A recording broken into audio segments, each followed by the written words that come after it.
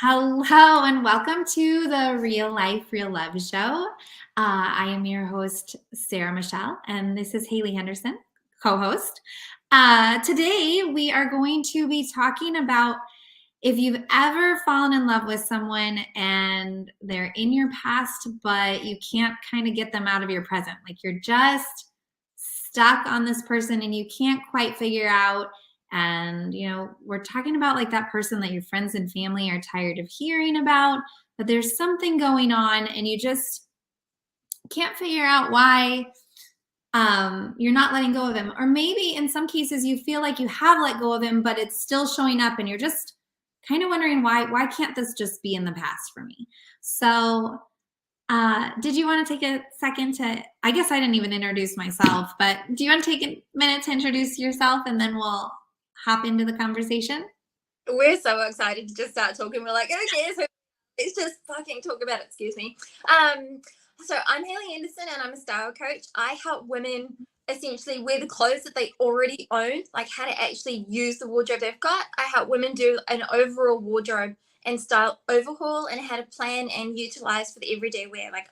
We're so exposed to marketing, information, media, commercials, and pain points and what we are and what we aren't, and picking things apart, wanting to have the more seasonal, fun, statement type pieces, but the day-to-day living is actually not that. We don't put on lime green every day. We don't want to wear like pattern on pattern. The average day that we wear clothes is sort of more casual, comfortable, usable.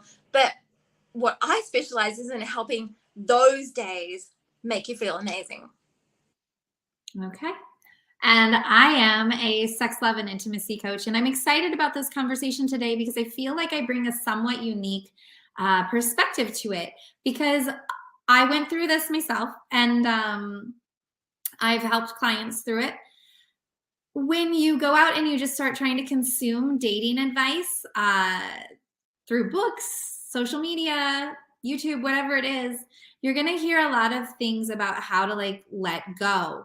If the person isn't here, they don't need to be a part of your life. It's very cerebral to me. Like it's headspace, it's masculine, it's cut and dry, black and white, that sort of thing. And I actually drove myself nuts trying to let go of this person at one point. And it'd been like 6 months. And I was like, what is going on? Like, I coach on this. I know what this stuff is. It doesn't make any sense to me. I know how to do the things to like repattern your brain after, when you need to change up.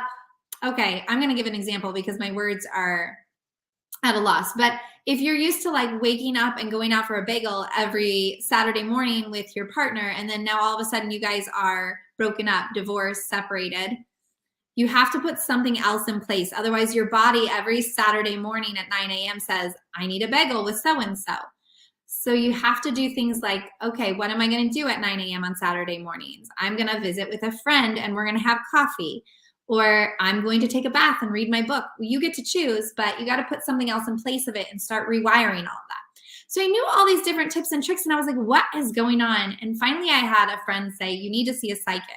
And that was really what set me off on diving into like soulmate stuff, which is not going to be the whole topic today because I know Hayley wants to share some stuff that's from a different perspective that isn't soulmate, twin flame, whatever, that sort of stuff. But I do work with my clients on that. So I want to share a little bit of that today because I think sometimes when we've tried everything to let this person go and we can't figure out what's going on, there's a deeper something or another behind it. And I find that when I have clients who are dealing with a soulmate situation and they don't know how to label it, they don't know how to see it, and they didn't realize it, helping them see that helps with that detachment process. Because just because if someone were to come to me and be having this issue and I was like, oh, you know what? I think we're actually dealing with a soulmate here and here's why and here's what's going on. It doesn't mean that all of a sudden you put your life on pause and like, oh, well, there's soulmates, so they must be my one. And now I've got to figure out how to get back to them. They can definitely still stay in your past. And we can talk through how you have other soulmates available and what else is possible for you. It just gives you a different level of understanding and awareness so that you can accept the feelings and emotions that are coming up so deeply in your body. Yes. I think that's so important no matter what way you look at this, to like let yourself off the hook. And I think there is some bad, poor, hurtful advice, especially in dating relationships. Like, just let him go. If he wanted to, he would. Like all of that stuff in it. Talk All about that. If he wanted to, he would. We need that, to. that like attraction piece where they're like, you wouldn't have attracted them into your life if XYZ. Like, do you know what? Some of that stuff is very specific and they're using it as blanket and general. And this is why seeing a person, having a coach, seeing a healer, diving into your own journal, like writing down your own experience and not just like listening and looking to all the freebies and all the books. And so many people have gone through the conscious or unconscious the conscious uncoupling and then being annoyed, or we're so complex and there's so much more to you. And I think it's really important, which is why we chose to talk about this today, that you understand detachment and understand, and just exactly what Sarah said, like acceptance. And like when you find out, if you're in a session with Sarah and you find out that there is a potential this person may be a soulmate, and I think this is what is so healthy to like let yourself off the hook from, like when friends and family have said just let him go or you're holding on to it, and you just think to yourself, am I, and it starts to become this festering thing where you then focus on that and you go from wanting an ideal and a dream, which is beautiful and you should want that, to self-attacking, because we're told that we're It's a mind fuck. I mean, I know you were trying not to cuss, but that's what I call it. Like it just feels like, and it's disempowering as soon as you feel like, oh, I don't know how to handle this. I don't know what's going on, and why can't I change this? Yeah. And it's heartbreaking. Like the amount of, we look into our girlfriends' eyes, or even some of our male friends and work colleagues, and they just, it's soul crushing. And you can see like literally how many tears are being held back. And sometimes like I myself have gone, like I can't talk, and all I've been able to say is crushing. Like, and you get into this mindset because the information is there. Like if he wanted to, he would. But do you know what? We are so much more complex than that. And we need to, I think, not telling anybody what to do, understand and have the important conversations about what is detachment and about self-acceptance, or understanding what is you, what is them, and realizing that not everything is like a scientific experiment where this works this way, this works this way, and if this person has done all the right things, and then there's you, like you're the magnet and you're attracting this drama. Do you know what? Sometimes no, like we can't be responsible. And it's that energetic thing where if this situation happened and this person's over here, like this guy you were dating for 3 months broke out with you for whatever reason, we can't. And this is like the difference between that masculine and feminine, like these, and this is what you and I don't like, that feeling of control and over into that, he did this, he did that, etc. That is stepping into your masculine, that's stepping outward, that's stepping into that I've got to control this, figure this out, blah blah blah. But if you can just take a deep breath and look inside you, as a woman, men can do it too, but primarily this is the focus of being in your feminine, is being like, I think a lot of it is like being water. Like you can be really strong in like continuous ways. You can be strong underneath while all of this other stuff's going on the surface. You are in control, and you mainly are made of water, and you can step back and realize your power in this, and realize, which is powerful, it's not all on you, and it's not on you to fix, change, move, control, analyze, go through, do all this sometimes stuff. And I think there's so much peace in coming to your sense of detachment. And what is detachment? I'll let you go with that one, Sarah. Well, this ties into what you're asking me, what is detachment? But I want to step back to that. If he wanted to, he could, because I see it all over TikTok. And I've seen it like consistently since I've been on TikTok. And the easiest way to debunk that is to stop projecting it onto the other person and look back at yourself. Do you always make the decision you would if you had a chance to step out, learn about it? Like in the moment, we don't always make the best decisions. And it's not necessarily the wrong decision. It comes out of our patterning and our programming. Sometimes we're just in a high stress state. And when you're in a high stress state, maybe it could be a high stress state from work, right? But when you get into a high stress state, we know, and maybe the viewers don't know, but we know that your frontal lobe shuts down. So you stop with that empathy, that caring, that compassion, and you start functioning from this survival area at the brainstem, and you're just making decisions in the moment to survive. And that's when we start, having the fights that are not productive and we're saying things that are hurtful. That's when we fall into our attachment styles and we might be anxious and start clinging or avoid it and walk away. But it's not a sign of our true character. It's not a sign of who we are at the core of our being or who we're capable of becoming.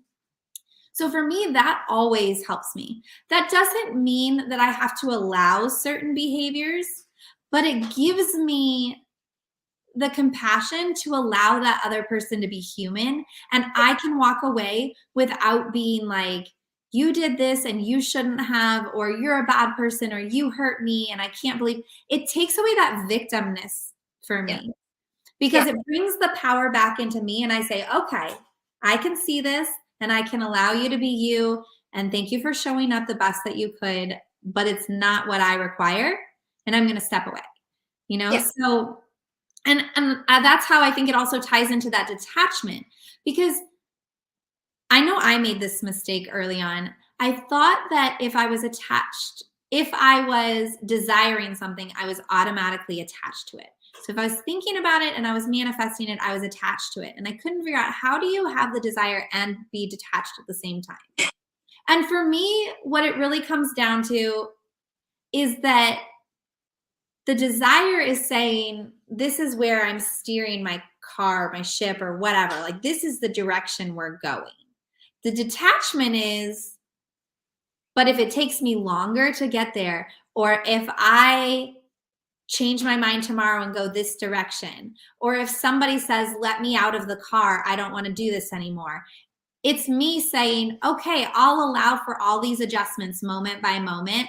I just know that I'm headed in this general direction until I change my mind, if I change my mind. And so that's how I feel with, even if somebody wants to manifest back in like a past lover, I still think the way you do it is not to fixate on that person. It's more to look at, okay, what were the qualities in this person that I'm so in love with that I want them back? And then let's start figuring out, how can I attract those in? Also, what do I desire? Because honestly, if that person's going to come back into your life, they need to be a new person, right? The person they were didn't work. That's why the relationship isn't there. So you have to bring that power back into yourself and be true to yourself. So for example, if you want someone who's always opening doors for you, but that person didn't, you need to be willing to stand there and say, no, this is important to me. It's a priority. And if you want to be back in my life, I'd love to have you back, but you have to be willing to open my doors. Be happy about it. Do it naturally, right? And that's where that kind of manifesting process comes in. The detachment is, I'm saying I want this, and ideally it would be this person, but universe, fill it in with anyone who will give me what I desire. Because if this person's sitting over here and their energy is saying, I hear you, you want me to open doors, but I'm never going to do that for you. It's not me, I don't want to. Then you've got to trust the universe to align you, to hear that conversation that's happening behind the scenes and align you with someone new. Yeah, go ahead.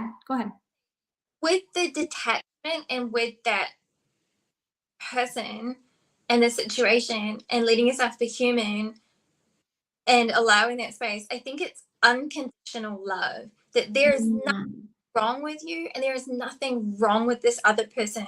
I honestly think we need to throw that out. Like, I think of everything as love. You like literally, I've got a sign that I see every single day that says you are born as love. And I have like literally tattooed on me, be love. Like, because I struggled when my daughter was a toddler and I was a single mom and I was struggling, and my ex was like literally ringing and like yelling, and I'm got the world on my shoulders of you need to find a man, blah blah blah, like all just stuff.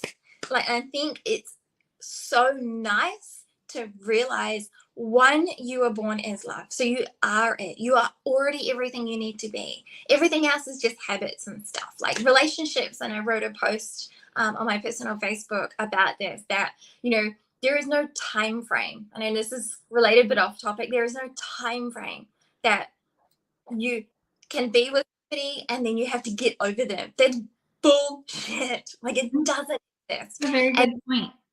Bring in this understanding, and I think this is such an opportunity as a person to learn and be okay with the decision that person may make from whatever works for them in that survivalist moment, and that you may or may not see them again, and that learning your self-trust and learning detachment and what that is, and spending time even on that, is so healthy and so nice. And stop having this to-do list. I've got to get over them, blah blah blah. Like, even there's just so much about it, and realizing that it's unconditional love. And if you being that and you allow that person, because you're allowing them by letting them in your space, okay, having the conversation, the relationship, what you were not, don't get hung up on the words, but you're allowing this to happen, as in you're allowing them to be a human, you're allowing them to have a moment. And that level of empathy and compassion from you, when you know that person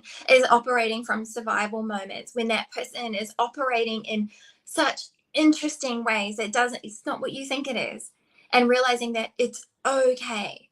And when you do that, you create that healthy, beautiful detachment, and you let that person be human, you let yourself be human. You also allow, if this person is a potential soulmate or whatever you would like or you learn about and stuff, you may see them again in 5 years, and they may have gone out and gone into a relationship or traveled around the world or whatever it is, and they just go, do you know what? And sometimes I find, because I feel like my mission is to come from this space, that person will always circle around, and they all tell me how good it was that I wasn't that person who told them off. In a man-woman situation, it's they fall in survivalist mode. They fall into, I become the mom if I tell them off. Like, and we want out of that. We don't want to be that in that situation for that person. It's not because we're creating the safe container, but it's the space and the allowing of love, of what is unconditional love to me. In that moment, when that person is having that moment, they will remember it forever, no matter what. They will remember that you just went, oh. And I had a story. I had a guy say to me, like, I'd messaged him, he'd broken it off with me, and I messaged him a little bit afterwards because I wasn't over it. And I didn't message him attacking him and what is the thing. I just shared with him that I wasn't over it. And he called me in a panic, and I was like, why is he calling me?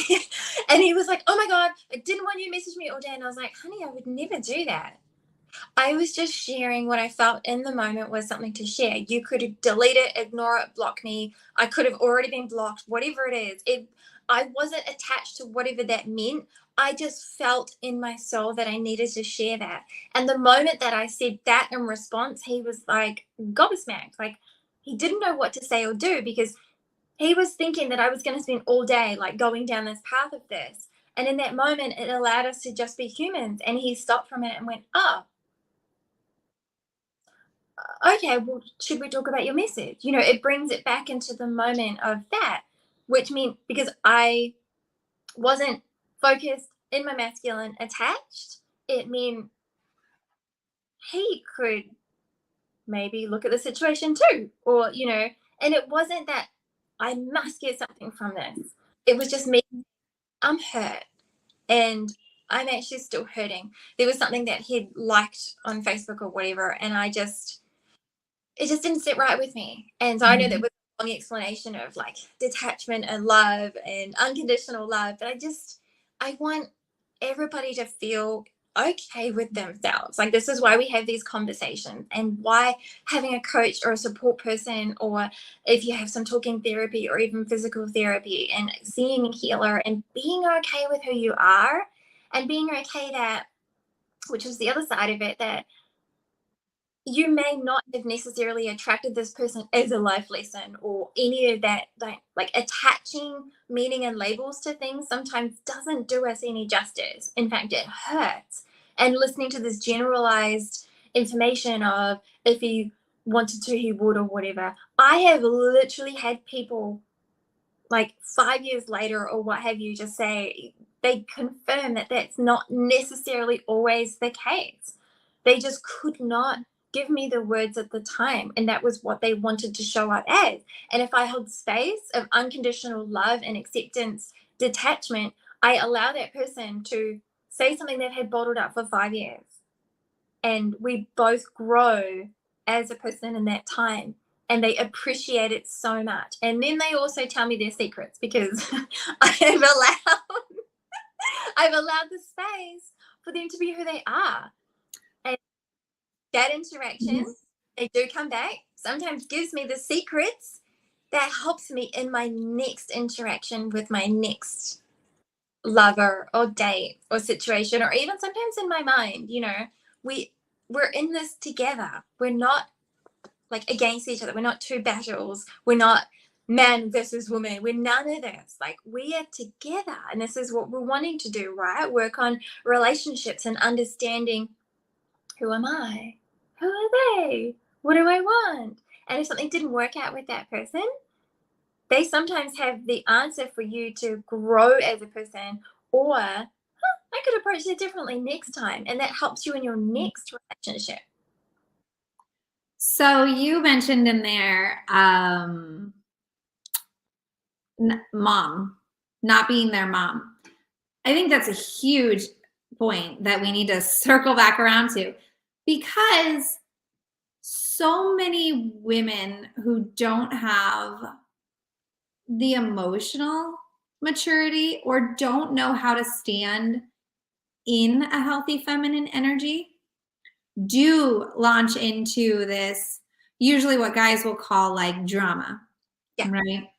And they do this kind of toxic mothering sort of stuff where they're screaming and yelling at them, or they're pointing out all their flaws, these sort of things. And that's what men are used to. But then they feel attacked and they shut down more and more. When you have the emotional maturity and the knowledge to step back into your feminine and be like, okay, so you made that choice and it doesn't work for me. I'm going to go. Like, they're just kind of like dumbfounded. What just happened here? And some men will get their shit together, and they'll figure it out in the background, which is great, because what you've really done there is activated his masculine, because you're not in your feminine if you're telling him what to do. Yes. You're not. And so it's going to emasculate him if you're standing there telling him what to do and everything that's wrong with him. But if you step back and say, this is what I'm feeling, this is what I need, and it's just a statement that he gets to choose to participate in or not, even if he doesn't know how to participate in it, you're still activating his masculine, because he wants to solve the problem if he wants to be with you. Yeah. So he's going to start figuring it out. And I think that's so important, because it allows you to be in that polarity in the relationship, and it sets a good tone so that if he does show back up, so that if he does step up to help, like, you guys are building and moving forward in that relationship, instead of you yelling at him or, telling him what's wrong with him, that sort of stuff, which is only harming the connection, because those are words and feelings and stuff that can't be taken back. And we remember it. Yeah. Even if we just remember it on a subconscious level, we remember it, and it comes up the next time it's triggered. You don't want that as part of your relationship. As we're talking about the feminine and being magnetic and stuff, I want to give just one quick example of, like, the feminine is like the sponge that is wet but not soaked. Like, it's wet and ready to receive, but it's not soaked. And when I think about women who are feeling disempowered and they're yelling and they're in their masculine and they're controlling, I think of like that sponge just being squeezed tight.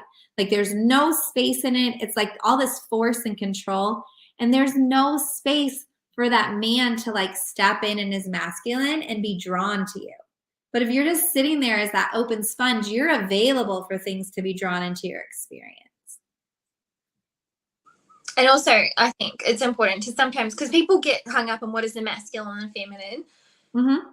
Part of why we advocate for it, because honestly it feels better. But two, I don't know if a lot of people know, when you are feminine presenting and you have a woman's body and you enjoy being in your feminine, when you do more of that, you live longer.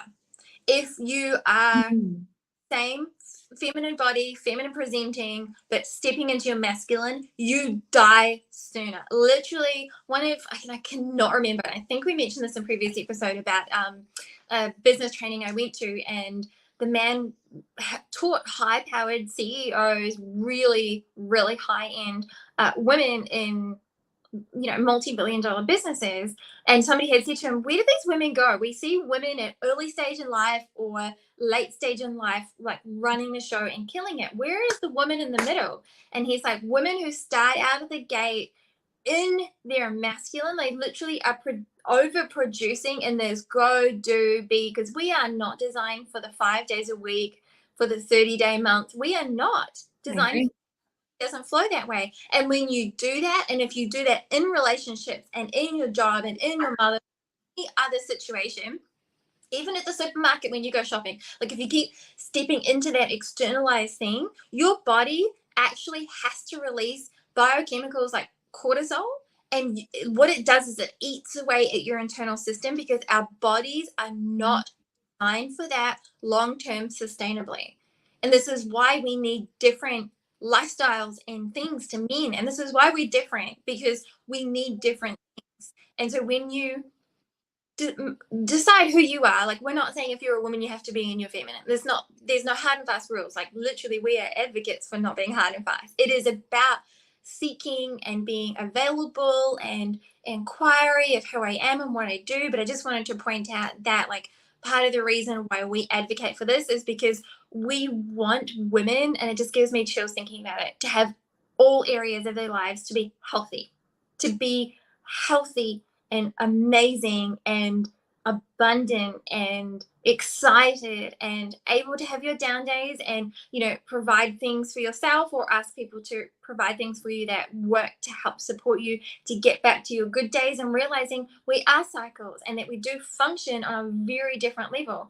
And when you are and you feel that drawn to the feminine, to all the yummy stuff that we love to talk about, that is you stepping into a healthy mode. It is you stepping into your frequency, that your biochemicals and your neurology and your everything that makes you up, every single layer of your being down to your bones, including your energetic bodies, functions optimally, and you live longer. You get to enjoy mimosas longer. You get to enjoy sex longer. Like, literally, the longevity of it, everything in your life, like for me, means I will get to wear and enjoy clothes for a longer amount of time in my life. I will get to enjoy my daughter and being around for longer. And that was part of the things that I chose to prioritize this when I started to learn, especially in business stuff that I was wanting to jump into and learn and stuff and go. And I was getting burnout, but I was like, okay, well, I would smash back a packet of lollies. I would smash back like more coffees. I would things to try and, get my body to do things that it did not want to do. And the more I learned about that, the more I was like, wait, what? And I think about, I looked into the people who lived the longest on the planet. And if you hear what they say in between, they talk about having structures and stuff set up for when they don't feel it, so they are looked after. They have support systems, they have networks, they create and operate from a level of unconditional love, from detachment, from understanding and accepting and moving through life. So I just wanted to point that out, like why we advocate for that, because it means all areas of your life can become juicy and lush and healthy. And when you're not, you're supported. And then you get to enjoy the things that you love for longer. You will be able to buy, more haberdashery house. You will be able to go out hiking for longer in your life because your body is in balance, your mind is in balance, your heart is in balance, and everything is designed. And it's about listening, and we're not taught how to do that, which is why we have these conversations and we like, hey, let's just tell the world and post it on YouTube, right? And then tell everybody on Facebook to go look at YouTube, like, because this is important. It's important that you have this lushness in your life. And if you're listening to this level in the video, that means you want it. And this is why we advocate for it, because it means your life is healthy. You're healthy, you're balanced, or you're working on it, which is just as healthy as being at the top of the mountain, walking up it. You're still getting every single benefit. Yes. You mentioned earlier something about self-trust, which I totally agree with. I want to take it one step further and take it to a spiritual level. For me, it's trust in God. Of course, you can label it however you want, whatever works for you. But that made a big shift for me when I started realizing that everything in my life is working for me and not against me. And trusting that no matter what journey it takes to get there, like I'm getting the things I desire. And this is all, I don't want to say like it all means something, but like, I guess just going back to that, everything's working out for me affirmation, it helps you do that letting go and detachment from the outcome, because it helps you understand that, okay, if this person isn't showing up right now, yeah, they could return. Like we've said, I'm not here to tell you that because you broke up, you can't ever go back out again. I know some people will say that. You broke up for a reason. They're supposed to be in your past. Move on. I'm not going to tell you that. However, you have to live your life with what's happening right now. You can't sit and pine over and wait for this person to show up. And you also can't be stuck in but my person isn't here. Like I'm letting go of this one, but my person isn't here. So who am I? What am I doing? That sort of thing. You have to stay focused on like that happiness and that fulfillment. And that is magnetic and draws it in for you. So you have a better experience. This trust in God or the universe just helps me say, okay, I trust you to provide what I'm asking for. I trust you to package it in the best way possible. I trust that what I'm seeing right now is the most that I know, but you can see even more. And sometimes I'm very direct with my prayers, and I've always been super direct with my prayers. I remember when I grew up religious. I would consider myself spiritual now. But I grew up Lutheran, and I remember them teaching us how to pray. And I was like, wait, what? Like people need to know how to pray? And I didn't get that. And I've even had people ask me as an adult, like, well, how do you communicate? How do you do this and that? I'm like, I literally talk to God as if I'm talking to you, Hayley. Like I just say what I need to say. He knows I'm human. She knows I'm human, whatever, fill in the gaps. Knows that I'm human. Like I don't see this being as someone who's super judgmental and like has these rigid rules that if I'm not doing it this way, then I'm not listening to your prayer or I'm going to fulfill it the wrong way or whatever. So I'm always having these conversations, and I'll even show up and say, hey, listen, this is what I want, and this is why, and this is the best I can see right now. If there's something better, please show it to me. Just show it to me, because right now this is the best I can see, and I'm stuck on it. I can't figure out what to do. So show me something different. Show me what my next step is. And I say those things. And you have to ask as well, though. I mean, I find growing up in New Zealand and then moving to Australia, we are not used to asking for what we want. Like there is, especially being a Kiwi and moving here, like I moved over with a girlfriend well, technically I was moving and she literally got on my flight to come with me. It was an interesting conversation and that, but we grew up being told not for what we want. And when we moved to Australia, like Sarah and I, her name's Sarah, we would sit at cafes and we would out and be doing stuff and we just go, you can just ask. Like we spent a lot of time having this conversation because we were taught what's termed as the humble Kiwi. You just go out and do your own thing. You stay small, and there's like this other situation of like the tall poppy syndrome around Australia and New Zealand. When somebody is doing better, the other people will like try and take them out, and it's true. It's honestly true. And with a lot of women that I have between Australia and New Zealand and the programs that I've done internationally, especially with the American ones, we'll talk in our own time and just be like, you know that you could ask for that? I want it, but I can ask. And so sometimes it's being okay with that too, asking for what you need. And especially when it comes to sex and other things, like we're not taught to do that, right? We're not taught to. And there's so many jokes about that, about, you know, I saw a meme the other day and it was like, why do women always feel so they want, what was it, more sexy time after having sex? And the comment section was a riot. And it was like, because you finished, but she didn't, honey. And it was like, you know, that's what we're taught just by default, to not speak up, to not ask for things. And I think even that self-acceptance in itself, when you're having these conversations, if somebody's breaking up with you or whatever's going on, and exactly like what you said before, Sarah, like just being okay with saying, well, this doesn't work for me. Like if you're in a situation where you've dated somebody and they're breaking up with you and you don't even like necessarily what they've got to say, if you allow yourself the space, not just that person, but you can say, this is all good, but do you know what? I don't need to hear everything you've got to say. Like if you would like to stop seeing me, that's probably all I need to hear at this point in time, because everything else is going to crush me.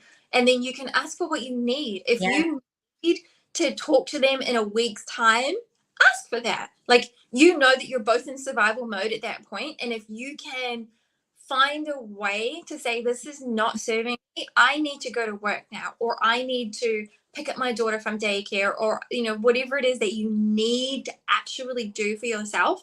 If this person is going to be leaving your immediate presence and this conversation is not going to serve either of you right now, you've got the information you need, and maybe you can bookmark it and come back. Or you can say, do you know what?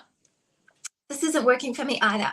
Same within sex, same within relationships, same within dating, same within your workspace, same within your friendships, like same within yourself. You can have these internalized conversations and be like, girl, this is not working for me. I think that's so important. One of the things I hear a lot from clients or friends are like, but don't you have anything else to say to him? Like, what do you do when you have something to say?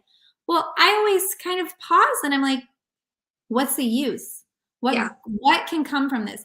A lot of times it's just my feelings and it's something I need to process. So I will say what I need to say sitting in front of a mirror and doing some EFT tapping, you know, or I'll journal it out and burn the letter or whatever it is. I still find ways to get it out. I just don't need that other person here to process it because we've chosen not to be together. And I don't think it's mature or fair of me to call them up out of the blue and like force them to somehow process it with me and hear things they can't unhear, maybe change what was a good day for them into a bad day now, or take a bad day they're having and making it worse. I mean, I'm not saying you can never reach out to them. If you really feel called to, or intuitively it feels like the right thing, make your decision around it. But in general, I don't need that other person. When we decided we broke up, that was when I took responsibility for my own feelings for sure. And I said, okay, thank you for being honest with me. And now I'm going to go figure this out. So I don't really worry about what do I do with the arguments that, you know, you want to change what you said or this or that. It's in the past. And that's part of that letting go and detachment process, is accepting that, you know, you did do the best you could then. Even Yeah. if the best you did was in survival mode when your frontal lobe was shut down and it ended up being you screaming from patterning because of the way your parents raised you, or, who knows, but that's okay. I mean, Yeah. chances are they acted out of their patterning and stuff at some point too. So that's another thing, is like, don't get too hung up on a specific thing they said to you or a specific way they treated you, this, that, and the other. It's they're not always consciously choosing what their highest self would choose. Yeah. Just like you aren't. And that's okay. They're learning just like you're learning. Yeah, absolutely. And you allow that space. It's so beautiful. The other person Right. at time, whether you ever know about it or not, you've allowed something that other people have not, because everybody will be attacking, they'll throw stuff, they don't. And when people encounter people like you and me and having these conversations, they don't know what to do because they are so ready to be like defensive, to say things, and they just go, oh, okay. And I think it's beautiful and important and human. And I also I like what Brene Brown, and I cannot remember, it was one of her first books, that she talked about how she goes to a friend and create like a friend who's earned it and will ask for what she needs. Like, so she won't necessarily spew out all this information onto this person. She will have a friend and she'll say, I just need to vent right now. Are you available for this? And this is what you and I do, Sarah. I was going to say, we do this with each other. And I think it's important to have those in place in your life. So often one of my sisters and I will do that too, because we know each other so well, because we grew up in the same house and we know the functions of our family. So we don't have to explain anything or position anything, but we also allow the safe space for that person to grow and flourish. And both of us, because we live in different countries, and I haven't actually seen her since 2014, we allow that space, which it's a person outside of our current living space as well. And so these are just beautiful elements that you can see the situation. So if this person, which is what I started talking about, if this man is breaking up with you, he doesn't necessarily need anything in this moment from you. What he's here to do is he wants to do something. He is not available for, one, how you feel, two, the situation, what things could have been different. He probably doesn't have 5 minutes to have this conversation, but he's probably allowed 2 hours. There is so many things that we can't change a man. We can't always change ourselves, and being in these survival moments. And I think it's real and important and healthy, and gives you that juicy, lush life where you have the longevity to enjoy more mimosas and shopping and stuff longer.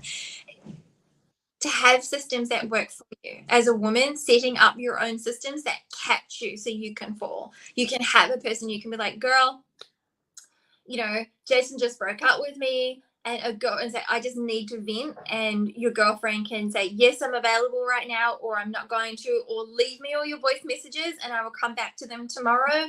Or, because it's a good idea to get it out verbally for us women, high tip.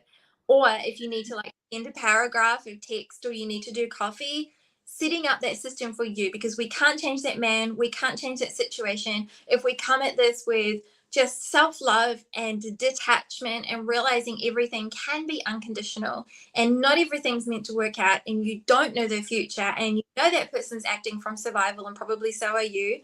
And if you walk away and just go, I need to vent and it was never going to change that situation, or I just need to cry, put on some Sex in the City and eat chocolate cake, whatever it is that you need to do, I highly recommend that too.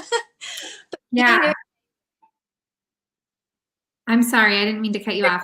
That's it. It's just being okay with it. Just like, you may not be able to change the situation, and having a go at this person taps into what we said at the beginning. Like, it taps into that motherhood stuff, the stuff that it's not hot. If you start acting like his mom, it is not going to make him change his mind in the moment at all.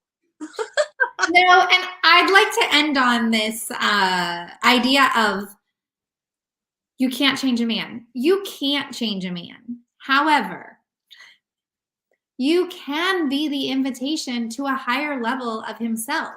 And that's where those standards come in. And that's where it's really good to know who you are, what you require, what you desire, and be confident enough to state them. Because A man who loves you and is meant to be with you. Love is not enough, and maybe that's another conversation. But a man who loves you and wants to be with you and wants to make it work will hear the things you're saying you need, and he will do his best to fulfill it.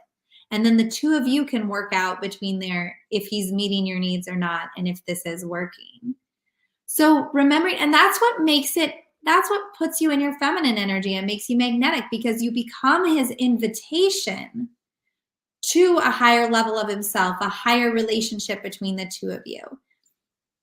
But you're not forcing him. You're not making him bad or wrong for not choosing it. He still has complete freedom to choose what's right for him or what he's capable of in that moment. Some people aren't ready to step up at that point in their life. They still have other experiences. Some people don't want to step up anymore. They're like, no, actually, if you want that, I love you. However, you're going to need a different person because I can't be that person for you. And that's okay. Like, it's not as romantic as the Hollywood movies, but it does speak the truth to you so that you have the opportunity to have your needs and desires fulfilled, met. It just has to be with someone else, and that's okay. All right. Well, thank you for joining us today. That will be all. Feel free to definitely comment below and share with us any insights you got from today, any questions you might have, or any potential topics you'd love to see me and Hayley cover in future episodes. Thanks for joining us.